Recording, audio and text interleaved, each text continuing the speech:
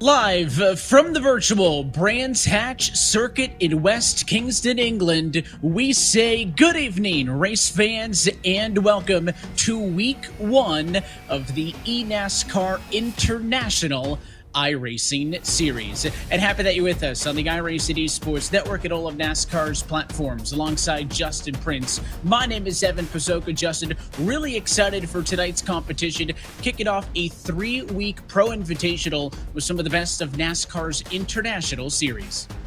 Yes, indeed. It's going to be exciting to see how these drivers fare out tonight to start things off. We have a stacked field of competitors, from series champions to race winners to some of the rising young talents from across NASCAR in its various divisions. It's going to be an exciting night to see how these drivers fare here at Brands Hatch. Yeah, you'll be seeing drivers from a host of series, including, as I mentioned, those international ones. So drivers from Canada participating in the NASCAR Pinty's Series, south of the border with the NASCAR Peak Mexico Series, overseas to the Wheeling NASCAR Euro Series, and as well as some drivers from the United States and some other surrounding countries through NASCAR's Drive for Diversity program. And tonight's race at the Indy layout of Brands Hatch, Justin, it kicks off this 3-week campaign that will see us visit 3 different road course races. Of course, we start tonight, though, overseas on the Indy circuit of Brands Hatch. Yes, indeed. Brands Hatch Circuit. This facility is going to be tough for these drivers tonight. Opened in 1950, 6 total turns around this circuit. Elevation 429.8 feet, 131 meters. The distance 1.2 miles, 1.95 kilometers. A very short distance here for a road course. The laps go quick here. Just about 48 seconds per lap for our competitors tonight. And the track's name derives from Die Braunhack, a Gallic term where Braun meaning wooded slope and Hack literally the entrance to forest. So, an interesting race expected for tonight, and it's going to be wild to see how these competitors battle around this circuit and try and keep themselves on the track. I think that track map shows as well just how small this Indy layout is compared to the full circuit, how much of the back half of the racetrack is cut out. So what that means is with those very short lap times, Justin, tonight's 70-lap race is going to take about an hour or so. It's going to be tight, packed action. And of course, you can drive the Brands Hatch circuit or anything else at iRacing by signing in today. Start your sim racing career by going to iRacing.com for more information. One thing we haven't talked yet about, Justin, is the cars, right? Of course, with all of the different series that NASCAR runs, the Pinty Series, the Peak Mexico, and the Wheeling Euro Series, they are all different than what you see in NASCAR's 3 National Touring Series in the U.S., but we're going to be driving the NASCAR Xfinity Series stock cars for this series. For the most part, most of these drivers have only ever driven these cars here on iRacing. Yes, it's going to bring some challenges because for these competitors tonight, it's low downforce, meaning these drivers are going to have a hard time getting around the corners, and they're going to need to be near perfect when it comes to their gear shifts. Many of the drivers throughout the night have carried a lot of speed in the practices into the corners and have easily sent themselves off to the grass. So in our words, for tonight, patience is going to be very critical, Evan, with this type of car if you want to succeed as well as be able to stay on the racetrack. And you can see the cars lining up on the front straightaway now. The NASCAR Wheeling Euro Series will actually be competing here at Brands Hatch next weekend. And it is no surprise that it is 2 of those Wheeling Euro drivers on the front row. Let's go trackside, take a look at your eNASCAR starting grid. And Simon Pilot will bring us to the green flag on a pole. His best time of 48.060, the best of all in Q, alongside Paul Jouffreau in second. Victor Barral and Paul Jourdain will double up for 3rd and 4th position, with Ruben Garcia starting 5th alongside Abraham Calderon. Jake Cosio, Justin Campbell back on row 4 with Andres Perez de Lara and Giorgio Maggi, your top 10. Jaden Reyna will start in 11th position along with Jocelyn Vecteau, with LeVar Scott right behind in 13th. Alex de Alba started in 14th position. Virginia Servent will start in 15th with Isabella Robusto in 16th, Alan Day in 17th, and Raja Karuf and Traden Lapsevich will round out your 19 drivers who have made the field tonight. It is a good field size for such a small track, and because, again, this version clocks it at just 1.2 miles in length. I think survival is going to be critical, Justin. The off tracks here are not very forgiving, and for the guys up front, in the case of Simon Pilot, who outqualified everybody else by 0.3 of a second, lap traffic over the course of this 70-lap race is going to be a big point of focus for our front runners. Yes, indeed, it's going to be difficult to get around the potential of traffic, especially with how tight this circuit is and the amount of grass. There is a lot of runoff area for drivers to make mistakes at and go off of the circuit, so it's going to be very important for drivers to pick their spots for moves, whether it's trying to make runs down the Cooper Straight or whether down the Branham Straight, down the front straightaway here for tonight. And we talk about that international connection, your pole sitter Simon Pilot up front. He got spotted after racing F4 to make his Euro debut in 2020. But the pace car's off and in. Let's go international racing at Brands Hatch.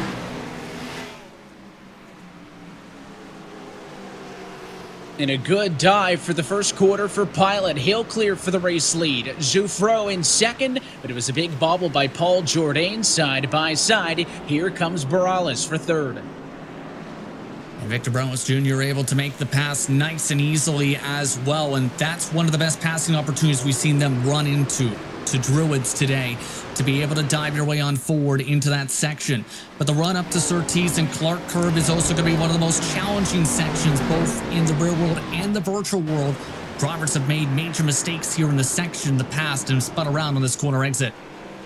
You'll also notice the driver's windshield banners are color-coded based on which series they participate in. So you can see the blue peak color. That's obviously for the NASCAR Peak Mexico Series drivers. Our Wheel and Euro NASCAR drivers will have a red windshield banner. The tan color for the NASCAR Pinty Series, and a dark black background for the drivers from NASCAR's Drive for Diversity program. As you take a look at Ruben Garcia working his way through the corner, three-time champion of the NASCAR Peak Mexico Series, a two-time race winner in the NASCAR K&N Pro Series.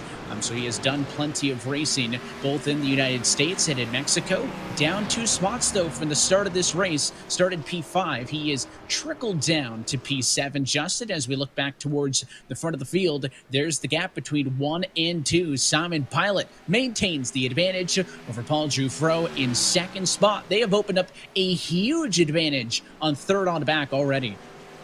Yeah, they've been very consistent hitting their marks so far in the 48 2s and 3s. Some of the air drivers in the 49 second bracket in the early portion, but keeping the pressure up is going to be very key if you want to force mistakes from Pilot, with how quick he was in qualifying, how quick he was in practice, and how some of the drivers felt his pace was as a result of said speed. So I wouldn't be surprised to see that 64 try and keep as close as he can to the back end of the 66. And these are guys, we talk about how most of them, if not all, their only experience in a NASCAR Xfinity Series car has been on the service. Pilot has a ton of sim racing experience and a lot of endurance road events and whatnot, and will be racing again in Euro NASCAR this year with DF1 Racing. So he has that experience both on and off of the virtual world. Let's take a look at this replay. Back in traffic, the 24, an aggressive drive down into turn number 1 and finished off. That was Alan Day, who got helped around. Contact with Raja Karuth, one of the Drive for Diversity program drivers in the field. And from a multiple-time champion, that was very optimistic, to say the very least, from Day to try and dive for that opening in turn 1. As we look at the battle for third once more, this is a track that if you are over-optimistic like that, you end up paying the price, and as a result, those drivers more than 16 plus seconds behind as a result of losing so much time in that incident. You can see that is 3 drivers from the NASCAR Peak Mexico Series all running together for third. Jourdain, Morales, and Calderon running in line. It's already a 5-second difference to the top 2, but certainly the international drivers excelling on this road course race, Justin. And that's going to be something that I think we'll talk about as we work through this calendar, right? We'll go back stateside next week. We'll race at Circuit of the Americas in Austin, Texas. And then on July the 7th will be the third and final round of this series from the Daytona International Speedway Road Course. NASCAR's international divisions, up until recently, where the likes of, NASCAR Xfinity and Cup Series started adding a lot more road course races to their calendar. Up until recently, these series did a lot more road racing than what the racing stateside had done. So it's good to see, I think, NASCAR's top levels diversifying the track portfolio, and not at all shocked that it's these drivers who are having success early in this race. Yeah, it's been very impressive to see some of the success here as they drive by some of the lap traffic now on the right side of the racetrack. But to get back towards your point, it's where it's now going to be where you have to be very adaptable as a driver. You have to be able to adapt to not just a speedway now in the stateside for NASCAR, but also when it comes to going left and right. And that's where a lot of drivers have seen the rise up through the ranks now. As a result, a lot of drivers are gaining road course experience, and these drivers indeed have a ton of that experience to be able to drive around a circuit like Brands Hatch. Brands Hatch, past few seasons, a staple for the Euro Series, for example. Yeah, it'll be fun to see that upcoming race here at Brands Hatch for them. Of course, the likes of the Pinty Series, looking forward to getting their 2021 calendars underway a little bit later on this year in August is when NASCAR racing will return to Canada, and as everybody tries to get back on track. A lot of these drivers, including these Euro Series drivers who we talked about dominating just in this race early, competed in basically their own iRacing series last year as well. That basically coincided with the ever so popular eNASCAR Pro Invitational iRacing series that featured a lot of the NASCAR Cup Series drivers. As we check in with Morales Jr. in fourth, that's one spot down from where he started, just ahead of Calderon, that Peak Mexico Series trio that runs 3, 4, and 5. Yeah, and many of the drivers you see compete across the sim as well. Take, for example, Traded Lapsovich does a lot of sim experience work with various organizations, various series. The Canadian does a great job as a result of that, and races in the real world on short tracks as well, on top of things. So you've got multiple different levels of experience as well when it comes to the platform of iRacing as well. And it's impressive to see the drive, keep in mind, from Traded Lapsovich so far, because for Traded Lapsovich, he's your biggest mover, Evan, plus 10 already, and it shouldn't be surprised to see him cut his way through the field. And he was one of 3 drivers who did not qualify, so obviously had the challenge starting from the rear of the field, but has been doing a good job of running up. He's just been able to get around Justin Campbell, and then that 17 of Maggi, who we talked about, down a spot from the start of this race, but no huge issues. We had that bit of contact we watched the replay with earlier, but there hasn't been any big pileups as we ride on board with the 17 Ford.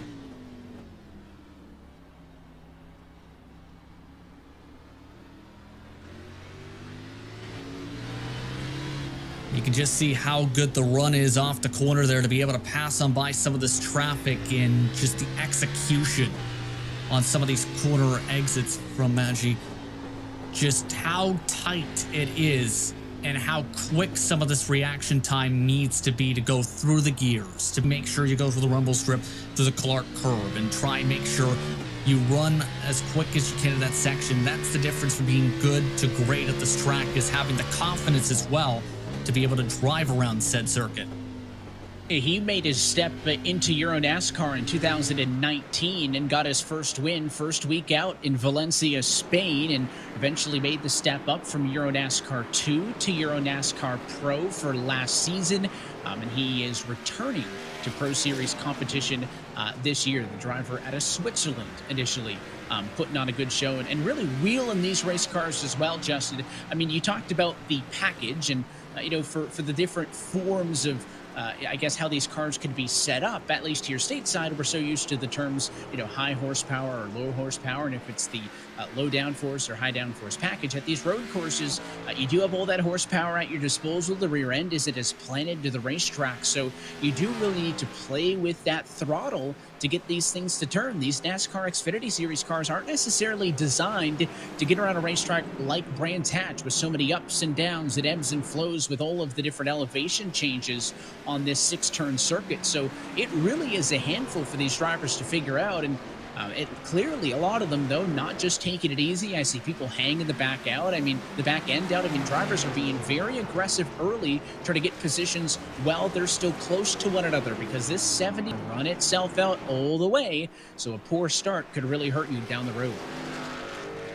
Yeah, it's been intriguing to see how some of the drivers have attacked the circuit, as well as seeing how some of the tire wear has come into play potentially for some of these competitors. The fall off is already dropping down as much as 1 second for the lap time so far because of how much these drivers are slipping and sliding around this circuit. So it's not just about trying to set a hot lap 2 on top of things while you're drifting and sliding around the circuit, Evan. It's also the matter of trying to keep the tires underneath you and have that long run stability and pace to be able to keep up that consistency as the marks go on. And right now, this grouping from third on back being very consistent, near identical with some of their lap times at the moment.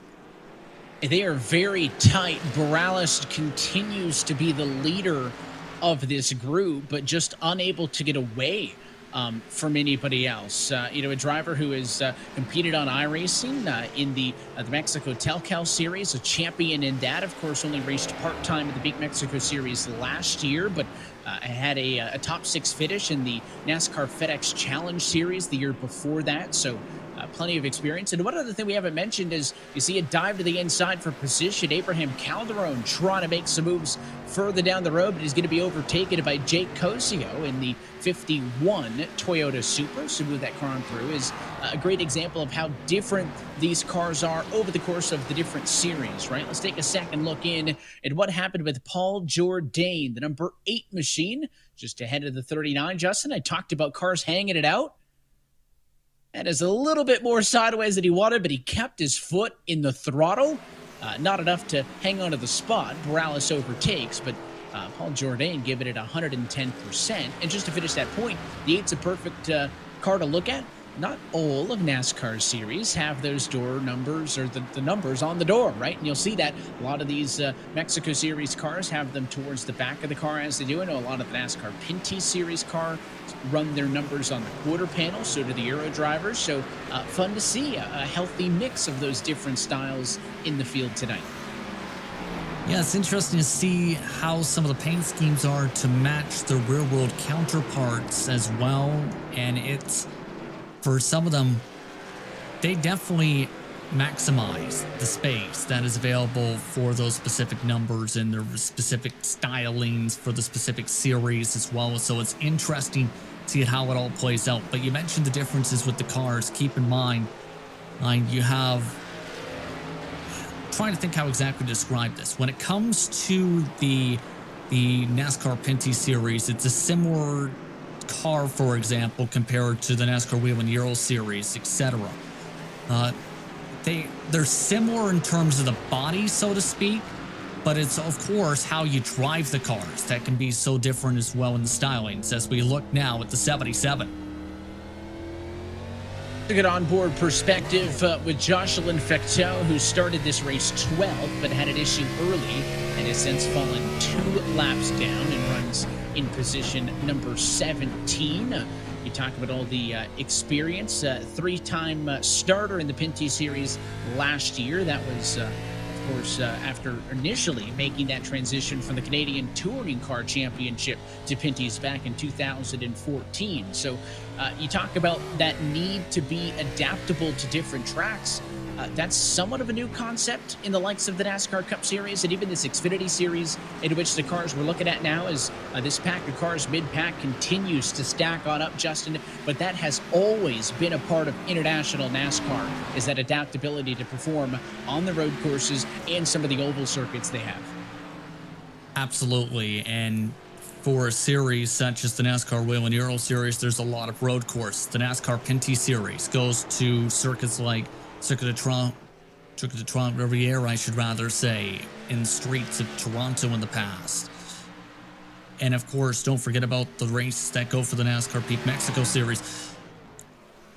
It's a huge variety of different tracks in turn these drivers get to attack and race at on a week-to-week or month-to-month or bi-weekly basis and for their various schedules. And that means different challenges, of course, for each circuit. But of course, the emphasis is there to be a road course runner and be able to drive. And that's why some of the drivers are getting opportunities on some of the road courses these days at the higher levels.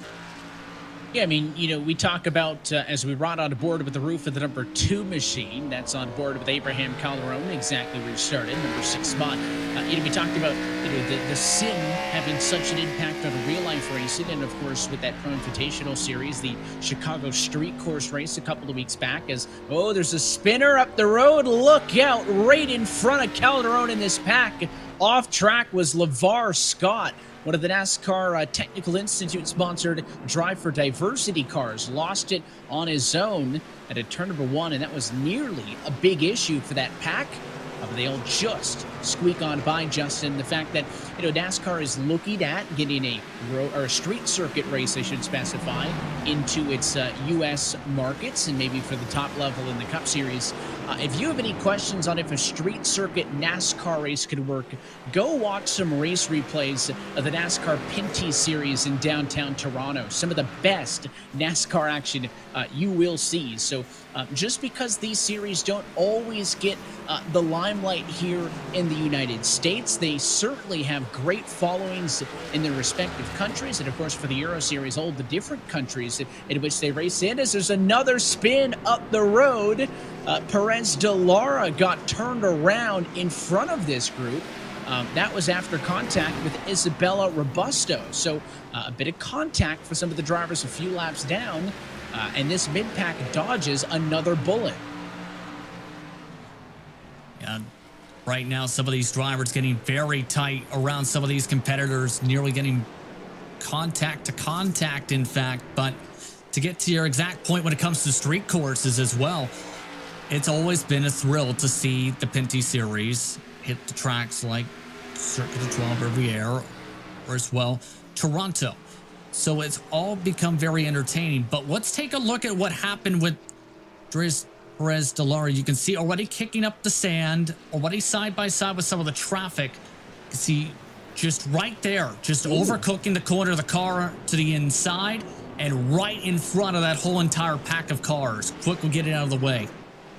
Both of those drivers were a lap down. Watch the 55 here, too, as the leaders come through. There's a bit of a punt out of the way as Isabella Robusto doing her best to obviously adapt to a track that I'm willing to bet not many of these Drive for Diversity drivers have ever competed on. Of course, that program, Justin, based in the United States, focused on, you know, getting more opportunities to, you know, different communities, you know, get more people involved in racing. And a lot of that program with these drivers is really focused on short track racing here in the United States, right? All across the country every weekend with Rev Racing and some of those other groups is, you know, Justin Campbell and some of those other drivers are in the field here tonight. I don't think a lot of those Drive for Diversity drivers are road racers. Is out of control. Is that Paul Jourdain? It is a big bobble for the 8. Yeah, and I think he ended up just getting loose. Jourdain did in that situation for him to kick off the racetrack. That's unfortunate for Jourdain. That's going to lose him several positions to this entire group. Now still led Calderon and Cozio at this point. But you're right about the difficulty when it comes to coming from the short tracks to the full-on road courses. Keep in mind that some of the drivers do compete on the sim. Take, for example, Raja Karu.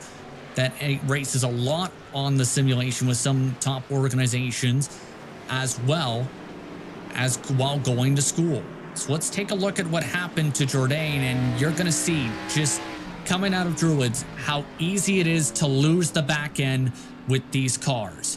You can see just takes a little bit of curb on the apex, a little bit too quick on the corner exit. Bye-bye race car. And he did a good job of catching that car as to not end up in the tires. But you're right, the curbs in that corner pretty notorious for getting some of the race cars upset. You ride on board with your race leader. Simon Pilot has been in control since the get-go in this one. There was a point about maybe 10 laps ago where I thought Paul Jouffreau in second was closing the gap, but Pilot's been able to open things up since then. And we talk about the uniqueness. See, as he takes the right hand off of the steering wheel, Justin, I don't think he's going with the ease of the paddles, and I think he's shifted with an H pattern. Yes, indeed, just to the right of him to be able to go precisely into the gears. The tough part with using the H pattern, of course, is trying to make sure you get through the gears without it hitting the teeth of the H pattern. As in, when you're going from second to third, let's say, and getting yourself stuck in neutral by being off by just a little bit. Right now, he's got it to where he can simply just click the patterns up and down, and he gets himself to the gears. He's doing it nice and precisely, too, and looking nice and smooth with that steering wheel as well. Very precise inputs as the battle for third position continues on. Victor Morales, where he started the race, it has been pretty consistent. However, Jake Cosio closing the gap the last couple of laps in the number 51, then trailed by Calderon, then trailed by Alex de Alba. So this group of 4 cars separated by just about a second and a half. You can see the intervals from one car to the next in the running order. They have all been pretty mistake-free, and they're 18 seconds off of the race leader. This race could very well end with only Pilot and Jouffreau on the lead lap. And we talked about that early as a possibility, running this shorter Indy circuit of Brands Hatch and cutting out about half the distance in it. We've seen the lap traffic be a factor. We've seen contacted battles for position. In this battle for third, fourth, fifth, and sixth is pretty much the best stuff on the racetrack. Yeah, it's been incredible to see some of the battling and bumping and banging in this group, but the tough part is just trying to set up the pass when you're so consistent on pace, where you're hoping to force and pressurize a mistake, and the mistakes are coming. You just need to be patient to be able to pick your spots. You can't dive it on in like some of the drivers earlier on in the race may have done on the older tires, because the older the tires, the harder it gets to be able to make the pass.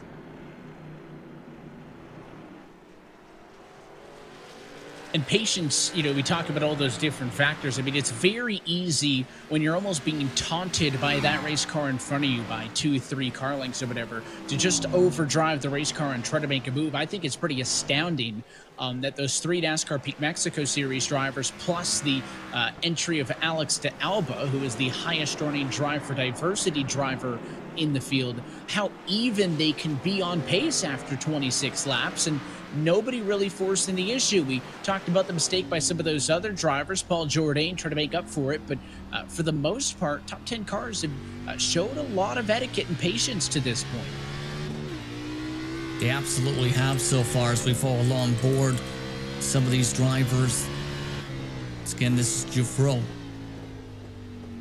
He's been doing a very good job keeping himself on the racetrack. The tough part has been with some of the traffic and some of the little mistakes, losing about a couple tenths a lap, and that's the tough part, is trying to keep the consistency together to keep up with the race leader, and he's just been that 1/10 off with this racetrack. With how quick and small that racetrack is, that has grown dramatically. As a result, you can see direct drive wheel attached directly to the desk, in fact, Evan, with the wood platform as well, to make sure that it's properly attached and screwed on down. And as a direct drive user, I can definitely tell you that's something difficult to do, is attaching that without a full-on sim rig.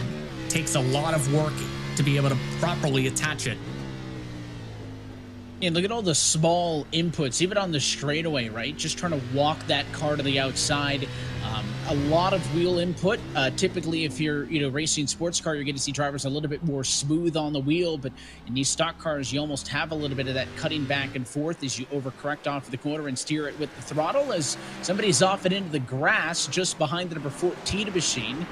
But it's not going to be an incident for your race leader. Sounds like it was the 55 machine of Robusto there trying to make some moves. But Also, some issues in this race for the number 39 machine, Victor Morales. We're talking so much about consistency, right? He in that fight with Cosio and Calderon, well, it all slipped away for the 39 machine just a lap ago. He had issues on lap number 27, and we'll take a look here in a moment to tell you what happened, Justin. It was in the middle portion of the lap when he come back down, kind of the downhill slope towards 3 and 4, and it was a self-inflicted error. I'll take credit for this one, considering I had just said how good and mistake-free those drivers had been, but that slight error from Morales going to drop him from position number 3 all the way down to P7, and here's what happened. Yeah, and you'll see right as he's in the middle of the apex, he's been drifting on that back end. Just that time, just that snap back to the right is enough to kick him off in the grass, and has to stay to the right side of the racetrack to make sure he doesn't come up into traffic. Actually may have made contact with Traded Lapsevich with the door. Yeah, Lapsevich pushing his way through, the NASCAR Pinty Series driver who we've referenced a handful of times so far in this race. Made his debut in the series back in 2020, competing in the number 22 for Rookie of the Year honors, and younger brother of 2016 NASCAR Pinty's Series champion, Caden Lapsevich, not to confuse the two. So family lineage in racing is part of NASCAR's DNA, and the Lapseviches are making some moves in the NASCAR Pinty Series. And tonight, Trayton making moves on the racetrack. Justin, you mentioned earlier how he was the biggest mover at plus 10 after not qualifying. That has turned into a plus 15 as he has driven his way into P5 and is not that far behind to Alba up the road. With the amount of preparation I've seen him getting ready for in the past few days, I shouldn't be surprised to see Lapsevich be able to find his way to the field, capitalize on some of the mistakes, and in turn charge his way on forward. He seems very comfortable with the grip from the rear tires right now on corner exit compared to the drivers that were in that big grouping. The tough part's going to be trying to get to Cosio and see how far he can get, because he's running lap times comparable to the race leaders right now. The tough part is closing up to said race leaders now and trying to make up all that lost time as a result of having to start from the back of the field. And look at all, hanging it out was Alex de Alba that time. I mean, giving it a lot of counter steer and kind of driving it with the throttle. That was the decision I think that Morales had, but he had to make that decision on his error, right? Car got a little bit sideways as you go on board with the number 39 now. Had two options. Could have tried to drive through the slide, but risk spinning it out, or just kind of take a moment to catch it. And in a 70-lap road race, maybe not the worst of ideas to just catch that race car, avoid spinning it all the way out, and then recenter himself as somebody else is off track. That's the number 18 machine of Justin Campbell, who's a little bit out of control, but has since righted the ship in a kind of a good three-way battle back here for 12th, 13th, and a 14th spot, alongside fellow Drive for Diversity competitor Jaden Rania. And in the middle of all of that is Giorgio Baggi representing the Wheel and Euro Series. Yeah, when it comes to Campbell, 15-year-old from Griffin, Georgia, started race career in early 2016, 3 years in Bandoleros, third year racing the Legends cars as well. It's been impressive. See, that is a bit of a slide off into the grass now once more. It just, that thing, you could see how quickly it got out of control, and it was a good piece of driving by Baggi to hang on to it, but that certainly could have been a lot worse, and I think that's been the story for the 17 so far in this race, is just trying to limit those mistakes, and it is going to allow, for a moment, Campbell and Rania up the road to clear on through as they're ahead of traffic. And now we pick up the battle with Lapsevich, hanging it out off of the corner because Alex de Alba wants that spot back. It is a battle for 4th through 8th position in the mid-pack here, and here's the perspective from Abraham Calderon. And a bit of clipping the grass that time, trying to make their way to the corner, and you can tell de Alba trying to apply the pressure. The struggle has been right here, coming off the final corner with the back grip compared to Traded Lapsevich, but it seems in Sector 1 and 2, de Alba has some good speed. It's just a matter of trying to make a move, as they will have some cars coming out of the pit lane next to them as well. Yeah, that's one thing that we haven't touched on, Justin. A possible strategy. Jourdain and Fecteau off of pit road. You touched on it there as they blended back out. Everybody else has stayed out. To get to the halfway point, you got to get about 2 more laps in. If all these drivers can get to 35, it should be pretty easy for a one-stop race. And, oh, look out behind, way off track. And nearly a bit of contact, but a good avoidance there by Alan Day, who in the middle part there just was way off after contact. I think it was Victor Borales who got into him, went all the way through the grass, and just about cleaned him out on the second time. So maybe some tempers already, as here comes a rush to pit road. Alex de Alba's in, Abraham Calderon down pit road, Victor Borales, Alan Day, and all of the mid-pack cars coming in for service. And D'Alba actually overran his pit stall a little bit there as everyone else comes and takes service now for that pit stop. This is to be able to make it to the end on fuel, believe, right here. So these drivers going 34 to 36 laps, it looks like. A couple drivers did go for the undercut. Paul Jourdain a couple laps ago. Fecteau did as well about a lap ago. We've seen as the race leader comes on in. Simon Pilot down pit road. Paul Jouffreau opting not to come in this time. So the number 64 Ford of Jouffreau will lead his first laps of this race. You talk about some of the young drivers in this. How about Paul Jouffreau, who's been doing a great job sticking with Simon Pilot for the majority of this race? Just a 17-year-old who just recently made his transition from karting into the Club Challenge, driving for Speedhouse in 2021, and will continue his Euro NASCAR efforts, but having a great showing here in this race. But of the race off of pit road, that 14 of D'Alba is the highest running car of those who have pit adjusted. For Jouffreau up front, you talk about tire fall off. These drivers are looking, for Jouffreau, his best lap was a 48.274. His last lap was a 56. I think that's a little bit of an outlier. But as we watch this replay, I'll keep an eye on the times. Here's what happened with Day. Talked about all that contact with Victor Borales, and this goes on, Justin, for like 3 corners. Yeah, he ends up trying to go side by side, actually comes up into the fender a little bit as they came close. He comes back across the racetrack, damages the front nose of the 39, and significantly damages the back end of the 24 machine. So a bit of argy-barginess in that situation as Jouffreau continues to roll his way around the racetrack as the rest of the leaders continuing to complete some of their service. Just a couple drivers have not pit, Campbell and Jouffreau. And just to finish my point there, that 56-second lap by Jouffreau was an outlier. His last lap was a 50.4. So these drivers, old tires compared to new tires, you're looking at about 2 seconds and change of fall off. That's for the fastest guys. Of course, that's going to be a little bit more closer to 3 or 4 seconds when you talk about drivers further down the field. But Jouffreau clearly wants to stay and run this one out. The car behind him not for position. That is lap car LeVar Scott, one of the Drive for Diversity drivers. Started 13th, running in 16th position at the moment, 3 laps down. Not really sure, Justin, what Jouffreau could have gained by staying out in this race. Of course, the hope is always that you'll have the fresher tires late, but I think maybe what he's doing now is this is basically going to lock up P2 for him. He doesn't want to be caught out on trying to go for the undercut to make a play for the lead now and it hurting him. I think this call is basically to protect second in the run to the end of this race. That's my thought process too, because you had Kozio that was slowly trying to reel him on in. You had traded Lapsevich before, and now he finally comes on in at 38 laps on his stint. This will end up losing in the lead, of course, but I think definitely will be able to defend pretty well for that second position as the 66 takes the lead.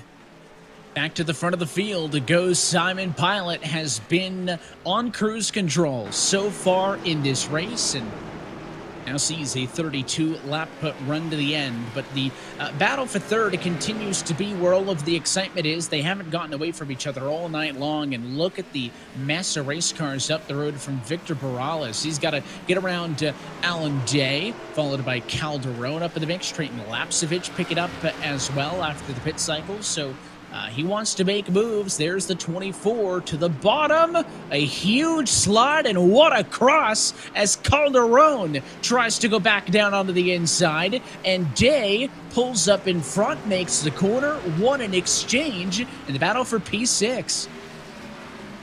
And it is for position as Day continues to charge his way through the field, up now plus 11 on the race. And Day has been getting stronger and stronger ever since those early race mistakes and the early dives and that damage. Now, just been able to execute as a bit of argy-barginess with some of the traffic in front. Traded Lapsevich and a bit of a lap car sandwich there for a moment.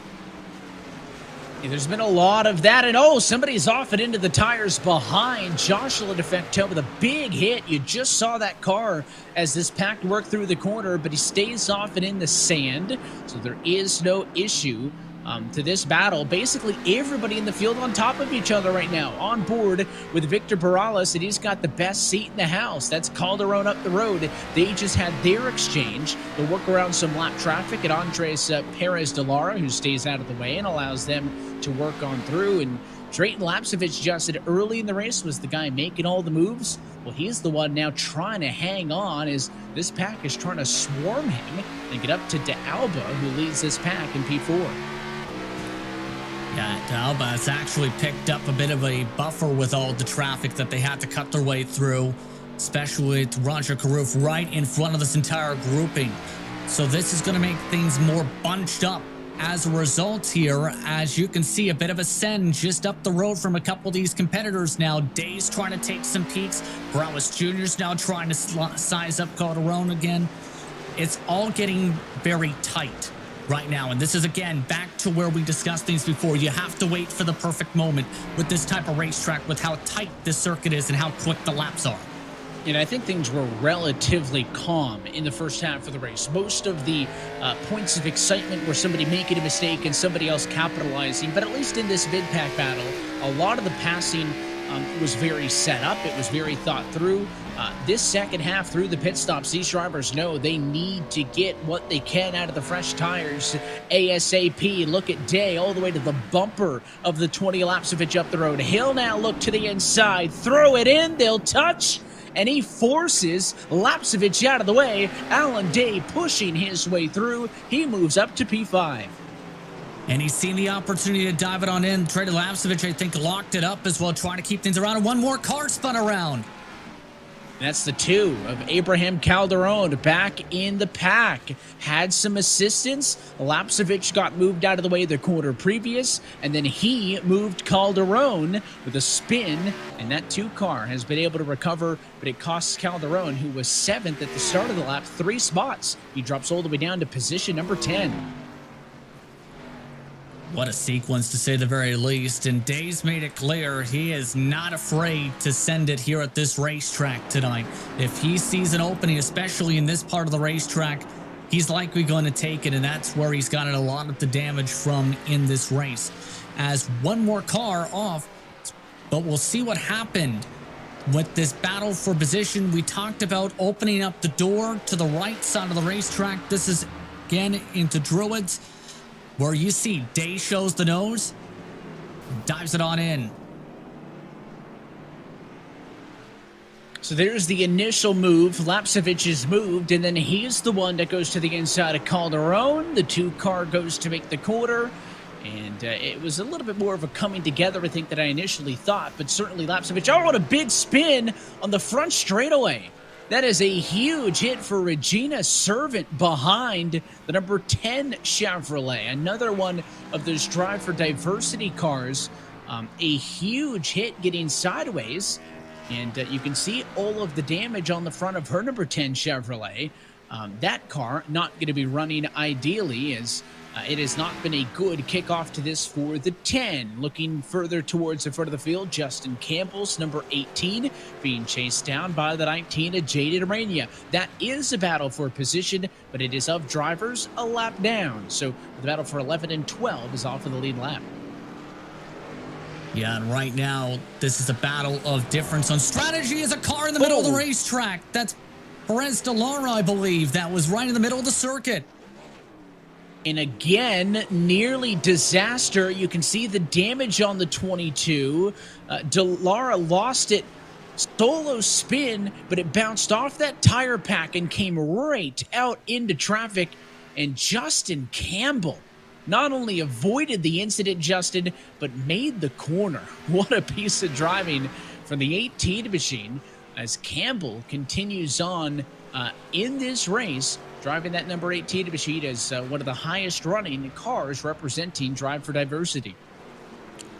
Yeah, that's a heart attack and a heart in mouth situation when you see a driver in the middle of the racetrack like that, because you don't know if you will have that car move around, if they're still in the process of spinning, to be able to dodge it around. It was an absolutely scary moment, to say the very least, as we'll take a look towards what happened here.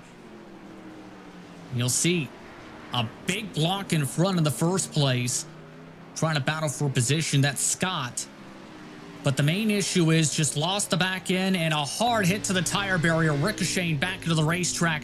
And quickly, these drivers had to dodge to the right to try and pick a side and try and make sure they can get on by before that car moved again.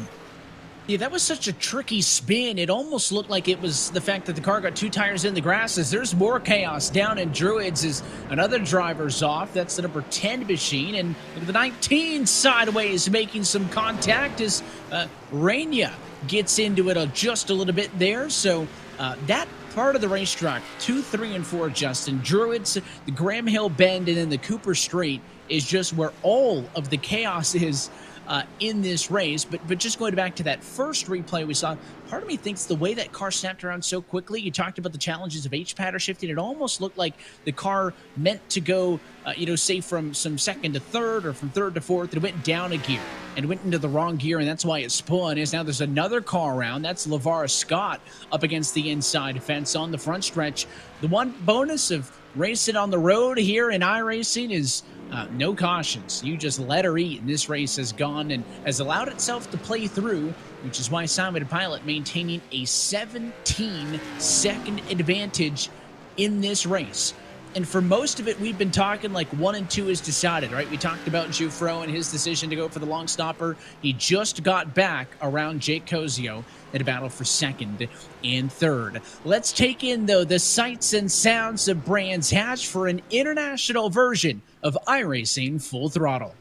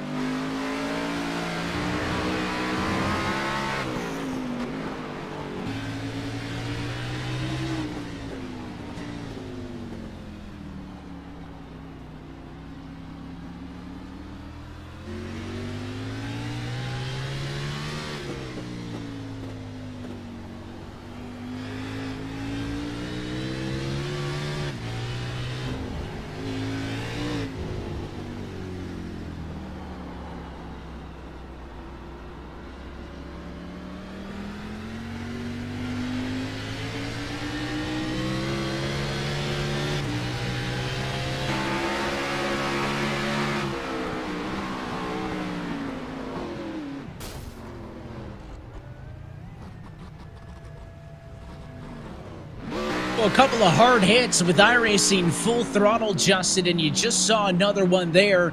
But just watching these cars, it looks like some of that fatigue is starting to kick in late in this race. These drivers, I'm seeing a lot more mental mistakes. They're being a little bit more aggressive with these cars. It's causing them to be a little bit more twitchy. into my hypothesis from earlier that some drivers are getting a little bit maybe too early on the shifting or shifting out of gear.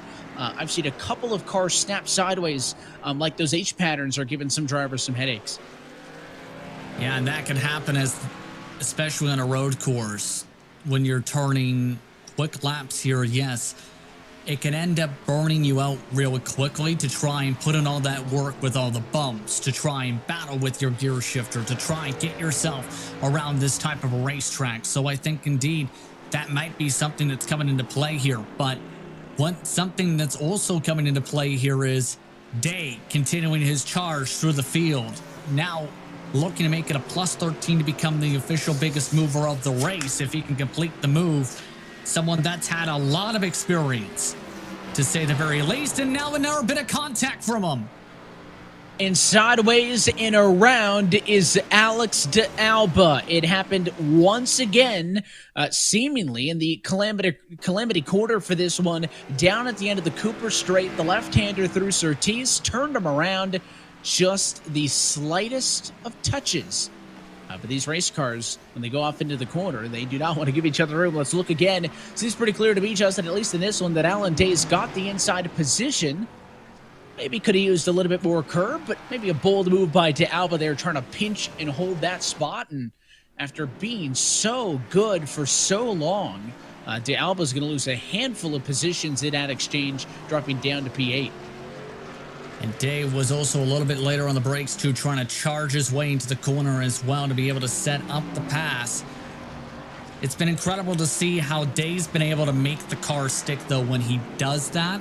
I will say that, of course, someone with a lot of Euro NASCAR experience, made his debut in 2015, became one of the most successful drivers in the history of the series, with back-to-back titles in 2017 and 18, and the first driver from the European Series, keep in mind, Evan, to debut in the NASCAR Cup Series. So a ton of experience for a Day. And don't forget, also won the third title in 2020. So we look at some of the R battles.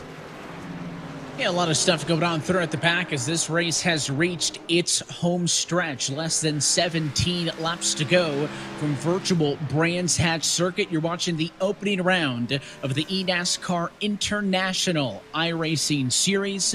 Running NASCAR Xfinity Series cars here with the Indy layout at Brands Hatch. This series featuring drivers from the NASCAR Peak of Mexico Series, the NASCAR Pinty Series, the NASCAR Wheel and Euro Series, and NASCAR's Drive for Diversity program. If you're enjoying today's race, next week on June the 30th, we'll go back stateside to a virtual Circuit of the Americas at Austin, Texas. But if you don't want to wait and you want to get in on the action for yourself with iRacing, because every day is race day, for more information, go to iRacing.com. Get your sim racing career started. Is getting physical late in the going. 17 putting a bumper. Yeah, some of the drivers getting a little bit frustrated here with a couple of these battles, give and take here, trying to make some of these moves. And this has been very tricky for some of these competitors to time out some of these passes too, but I think Campbell may have a chance to dive on back. Keep in mind, Campbell's got the fresher tires compared to the 17. There is a little bit of a difference between those two. Campbell's tires 2 laps fresher, and he's been about 3 to 4 tenths of a second better the last handful of times around. So Campbell obviously wants to make the move. Look at all the runoff that they use as they come down the hill, through the Graham Hill bend and down onto the Cooper Straight. The 18 is pressuring, but if I've learned anything from being introduced to Giorgio Baggi in this race, is that he is not going to be pushed around and going to put up a fight as this battle continues for position number 10. Yeah, it's been incredible to see how these drivers have fared around this racetrack today, Evan, as we're in the final 14 laps or so of this race. But still, you've got to close it out, especially with the tire wear coming into its highest peaks now once more to end off this race. We've seen how tricky it is on the right rear tire today and how these drivers have drifted their way through some of these corners. It can be tough to try and balance that out as the race goes on. And now, this is the true test. Did these drivers pick up and learn from before? How are they handling the rubber buildup of the racetrack? How are they handling the track temperatures around this circuit? All of that's now coming into play now for these final few laps.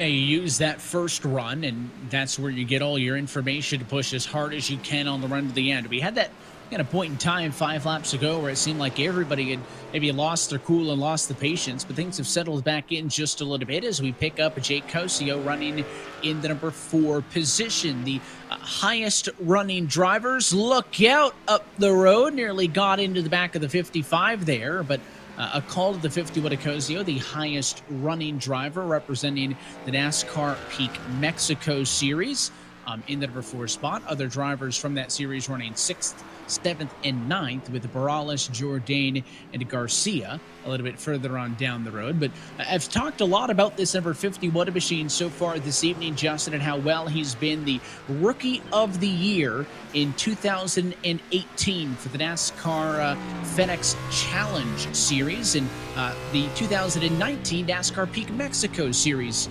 Rookie of the Year. So a lot of accolades to the driver of the 51 as we slide things back a little bit in the running order. You're on board with Paul Jourdain trying to chase down Victor Morales. The fight is for P6.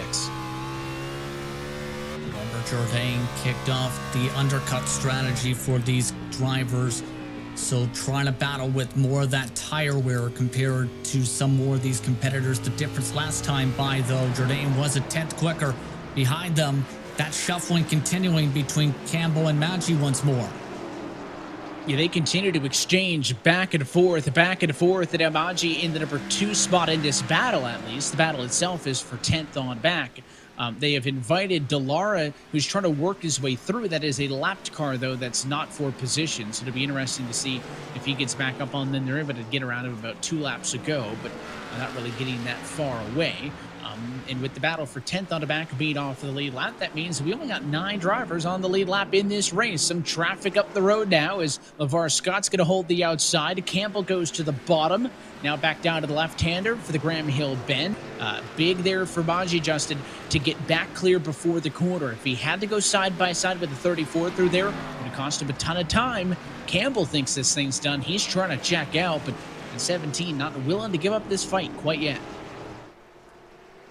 And that's one of the great things with the series is great battles such as this. These drivers are definitely having fun out there, it looks like, and wanting to try and do the best they can for the real world organizations as well. That's going to be very critical.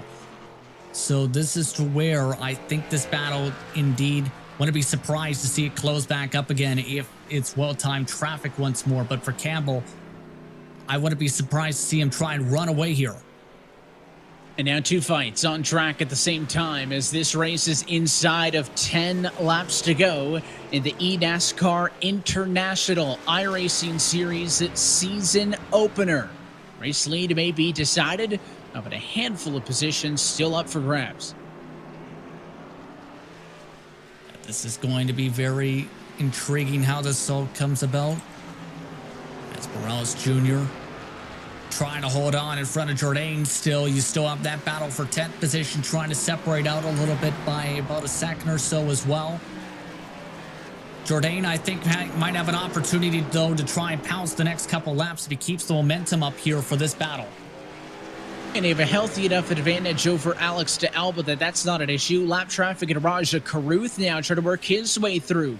You see the space station colors on that Drive for Diversity number 13 Chevy. He's going to try his best to not be a factor here. They dispose of 1 lapped car in Dallara, but you're on board with the 8 machine. Look out on the inside. Here comes Caruth. That is faster lapped traffic.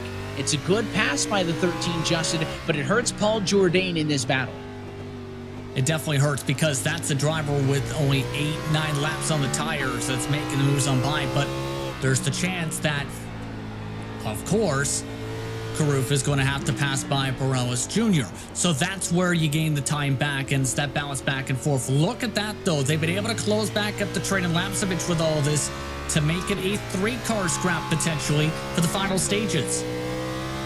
And they want to make this interesting and run this one out to the very end. Jourdain now.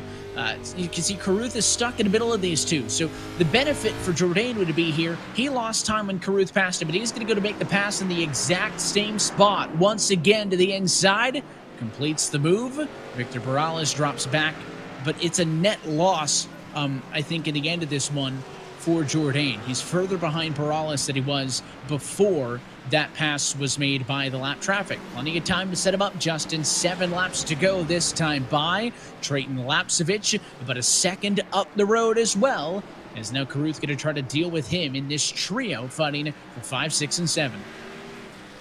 And Jourdain seems to be struggling coming off of Clark Corner right now with the bobbling. That's what's really costing him time, is just he can't get the car to grip up the way he needs it to for that part of the racetrack. He is looking very good, though, in Sector 1 of the racetrack. It's when they get to the final section of the course is where the problems now overlay, is Trayton Lapcevich getting loose. Sideways and into the tires as he overcooked it on his own. He had to give up that inside position in the corner, and he tried to compensate for that when he saw the 39 of Perales close to the bottom, spins that car out, and Trayton Lapcevich will go from 5th to 7th with a late race mistake. Let's watch it again.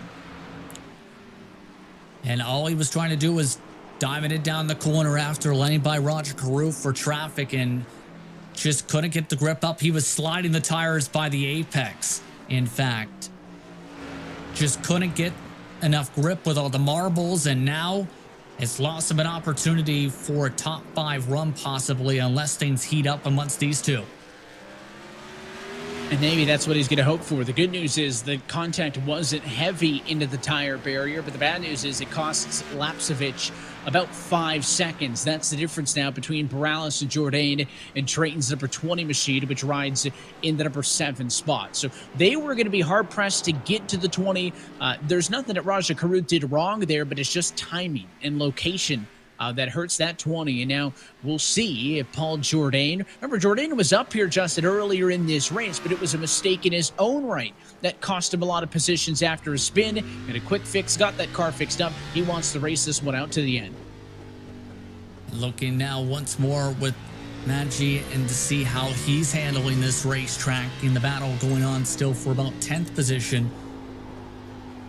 See just how much he's trying to bobble and weave this car, and I believe that's a Formula wheel he's actually using there, or a Formula rim, Evan, in fact. And you can see how much he's having to bobble back and forth with it to try and keep grip of this track, especially correct it to the left as he goes to the right. Yeah, we see that even in the pro ranks here on iRacing with the likes of the eNASCAR Coca-Cola iRacing series and some of the road racing they do, where drivers will change from that stock car rim, which you saw with the onboard on the left-hand side, to a Formula or open wheel car rim on the right-hand side. Just better, I think, for this kind of racing to be able to make those changes. You're able to get a lot more wheel movement in with less input from the driver, Justin. A lot of the time, if you don't want to go for the H pattern, you can go with those paddles built in. And last night's Coke Series winner, for Bobby Zelensky, who gets a lot of those wins on the road course, is somebody who does that same thing. And keep in mind, it takes a lot of preciseness when you're using that particular rim for some of these racetracks, because yes, it can help you in some circumstances on the road courses in particular, but in others it can hurt you in terms of stability compared to the size of the wheel. But in these final stages, keep in mind, this battle is looking like it's separating out. Jourdain just cannot get any rear grip in the sections he needs to be able to keep up. It's just been difficult, and you need to be able to figure something out, because at this gap between the two, you're going to need, with 2 laps to go, you're going to need a healthy margin of lap. You're going to need a half a second per lap, but I think if you haven't found it by now, not likely that you're going to randomly come across it unless it's going to be a mistake by the driver of the 39 machine. Yeah, and that's the tough part, again, is hoping that that mistake comes. There is a bit of traffic up the road, and they're also reeling in Jake Cozio as well, but I don't think it's going to be close enough to be a major factor unless something was to happen in these final couple laps. And at the front of the field, Simon Bilant going to be looking for the white flag this time through. He has been oh so good in this season opener. Going to come to an end shortly. Will there be any late race passes? 1 lap to go for the 66. It's been domination from Simon from the green flag. Very consistent, very clean. You can definitely tell he's put in the preparation, has some experience on the sim when it comes to driving at a track such as this. It's been a stellar performance for him today, Evan, to be able to cut his way around this course and lap his way through much of the field. He finished third in the Euro NASCAR Esport Championship earlier this year. The 19-year-old Belgian, the Euro NASCAR 2 competitor for DF1 Racing, has been oh so perfect tonight, and he'll come through the final quarter to win the inaugural eNASCAR International iRacing Series race from Brands Hatch Circuit. What a drive for the 66. Paul Jouffreau lockstep with him in second position. His fellow NASCAR Whelen Euro Series competitor is going to come through and take home second position after a little bit of a tire gamble from halfway home. Jouffreau wraps up a Whelen 1-2. How about that for the Euro drivers? Don't forget about Day as well with a stellar drive after struggling and not getting a qualifying run earlier, able to charge his way to the top 3. Overall, 8 drivers on the lead lap, Evan. Incredible stuff. I thought that based on the speed early that maybe only Pilot was going to be on the lead lap. So very impressive for 9 drivers to be able to hang with that. And of the 4 Whelen Euro NASCAR drivers in the field, Justin, 3 of them finish 1, 2, and 3. Very clearly that they are ready for their real race here at Brands Hatch just next weekend. So a great way to use the sim for fun. Maybe for their case, a great way to use the sim to get prepared for your real life race. There he is, right-hand side of your screen. All business tonight for Simon Pilot. There's the first bit of touch it had into the fence as he celebrates on the front straightaway. First ever eNASCAR International iRacing Series winner. Picture perfect tonight. Really didn't make any step wrong. Not only did he have the speed, Justin, but he had the patience to work through the traffic when he needed to, and didn't take any unnecessary risks. And the final margin of victory going to be 26 seconds. He's happy with that one. Yeah, you can tell just by some of the emotions that he's definitely happy about how consistent he was there. He was near perfect, no mistakes, had the speed, and definitely showed his experience on the sim. Absolutely dominating performance today. Let's talk about your results here from virtual Brands Hatch. Of course, it is the Whelen NASCAR drivers who finished 1, 2, and 3. Pilot ahead of Jouffreau, ahead of Day. And then how about some representation with the NASCAR Peak of Mexico Series? The next 3 spots with Jake Cosio, Victor Morales, and Paul Jourdain, 4, 5, and 6. Talked a lot about them this evening. Highest running driver from the NASCAR Pinty Series, Trayton Lapsevich, comes home 7th ahead of Ruben Garcia. Bit of a quiet night for the 88, who slides in P8. And then your NASCAR diversity drivers, Alex DeAlba and Justin Campbell, round the top 10 out. Maggi finished off in 11th position with Reina in 12th spot. Roger Carew 2 laps down in 13th. LeVar Scott 5 laps down in 14th. Andres Perez de Lara in 15th. With Necto, Robusto, Servent, and Calderon rounding out the 19 drivers. But I think we have a very happy driver who's ready for celebrations. Simon Pilot with a dominating performance today. Simon, how are you feeling about your performance today? Thank you. Very good. Obviously, it was more of a race against myself and not making mistakes, because Paul was not far. If I did any mistake, Paul would have been there. So it was really a tough race because 1 hour is pretty long with those cars. I had to change tires midway, which I think was the best option. So, but yeah, I'm pretty proud of the pace I kept throughout the race. How was the preparation for this type of a race, knowing the difficulty with this track, but also the difficulty of this car to be able to wheel it around a road course? The preparation, I usually first start some quali laps to try to make the best lap possible. But then I focus more on the long runs because I know that's where a lot of people make mistakes and where you can lose a lot of time. So it's just long run and saving tires so you can keep the good pace for as many laps as you can. A dominating performance from you today. Congratulations on the victory. Thank you. Thank you. Simon Pilot coming away with the victory today, Evan. It was so good, and we look forward as we fly back to North America and head to the virtual circuit of the Americas, Justin. We talk about some of the most iconic road courses in the world, and it'll be the Formula One track at Austin, Texas, that plays host to round number 2 next Wednesday, June the 30th, right here on the iRacing Esports Network. We talk about a very short Brands Hatch Indy circuit, a very different story when we head to COTA. A very big circuit, and of course hosted NASCAR competition just about a month or so ago. That brought some very intense action there as well. Great passing opportunities in the arena section, as well as down the back straight, as well as that run up through to turn 1, and that elevation change brings so many challenges to hit your marks and be able to lock up the brakes as well. It's going to be entertaining to see how it all fares out at COTA. It will be, and if tonight was any indication, Justin, we're going to have to be watching out for these NASCAR Wheel and Euro Series, because they were oh so good, with Pilot, Jufro, and Day coming home first, second, and third. Of course, this is a racetrack. We talk about how, not a lot of drivers in this series have been in these Xfinity cars. For a lot of them, they haven't been to these tracks, right? We noted that with the Drive for Diversity drivers who are really focused on short tracks in the U.S. For these Euro guys, this is a track that they actually compete at tonight at Brands Hatch. It'll be interesting to see if that changes, if there's a little bit more of a learning curve when they head to COTA, because tonight they had it handled, but outside of the top 3, which seemed to be decided for most of it, that mid-pack battle was great. I thoroughly enjoyed today's race.